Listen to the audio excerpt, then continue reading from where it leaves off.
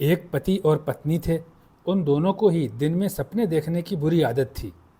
पति तो था एक नंबर का आलसी, वहीं पत्नी के पास काम ना करने के कई बहाने हुआ करते थे।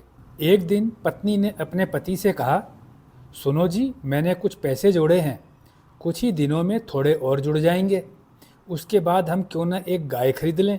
पति भी दिन में सपने देखने वाला था। उसने कहा, बिल्कुल सही कह रही हो, हम ऐसा करते हैं, थोड़े से पैसे जोड़ लेते हैं, फिर एक गाय खरीद लेंगे, फिर हम उस गाय का दूध बेचा करेंगे और दूध बेचने से जो पैसा आएगा उससे हम दूसरी गाय भी खरीद लेंगे। अब पत्नी कहाँ पीछे रहने वाली थी, वह तुरंत बोली, ऐसा करेंगे, हम एक के बाद दूसरी गाय खरीदेंगे, दूसरी के बाद तीसरी खरीदेंगे और हम ऐसे ही गाय खरीदते जाएंगे, फिर हमारे पास में बहुत सारी गायें हो जाएंगी। बस इतना सुनकर के पति बिल्कुल खुशी से उछल पड़ा और बोला, यह तो सबसे अच्छा है, फिर हमारी अपनी गौशाला होगी और हम दूध बेच करके, दही बेच करके, मक्खन बेच करके खूब पैसे कमाया करेंगे।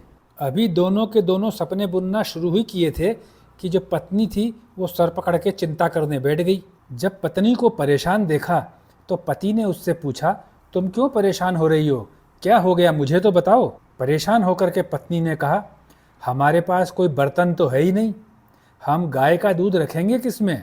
पति ने कहा, तुम्हारे पास जो अभी पैसे हैं उनसे एक बर्तन तो तुम खरीद ही सकती हो। पति का तो केवल कहना ही हुआ था, इतने में पत्नी मिट्टी के 5 घड़े खरीद लाई। जब पत्नी 5 घड़े खरीद करके लाई तो उसके पति ने पूछा, तुम 5 घड़े खरीद करके क्यों लाई हो। 5 घड़ों की तरफ इशारा करते हुए पत्नी ने कहा, सुनो, एक घड़े में मैं गाय का दूध निकालूंगी, दूसरे घड़े में दही जमाऊंगी और तीसरे में दही से मक्खन निकालूंगी और चौथे घड़े में मक्खन से निकाला हुआ घी रखा करूंगी। अब पति ने कहा, यह तो ठीक है, ये तो केवल 4 घड़ों का ही काम है, लेकिन 5वां घड़ा उसकी क्या जरूरत थी। पत्नी ने थोड़ा सकुचाते हुए कहा, 5वें घड़े में थोड़ा दूध डाल करके मैं अपने भाइयों को, बच्चों को दिया करूंगी, तुम चिंता मत करो, मैं अपना घड़ा वापस ले आया करूंगी। यह सुनकर के पति को गुस्सा आ गया और फिर चिल्ला करके बोला, गाय का मालिक मैं हूँ, तेरा भाई नहीं है। गाय को पालने में खर्चा लगता है, गाय चारा खाती है तब जा कर के दूध देती है और तेरे भाई के बच्चे मुफ्त में दूध पिएंगे, मैं ऐसा होने ही नहीं दूंगा। अब पत्नी को भी गुस्सा आ गया, वो भी चिल्ला करके बोली, यह गौशाला हमारी खुद की है, हमारे पास में इतनी सारी गायें हैं, थोड़ा सा दूध मेरे भाई के बच्चे पी लेंगे तो हमारा खजाना ख़त्म नहीं हो जाएगा। पति ने झल्ला करके कहा, मैंने कह दिया तो कह दिया, मैं तेरे भाई के बच्चों को एक बूंद भी दूध नहीं देने दूंगा। बस फिर क्या होना था, दोनों पति पत्नी में बहस शुरू हो गई। दोनों अपनी झोपड़ी से बाहर निकल करके खुले मैदान में आकर के तेज तेज आवाज़ों से लड़ने लगे और एक दूसरे को भला बुरा कहने लगे। थोड़ी देर तक तो दोनों पति पत्नी ज़ोर ज़ोर से लड़ने लगे।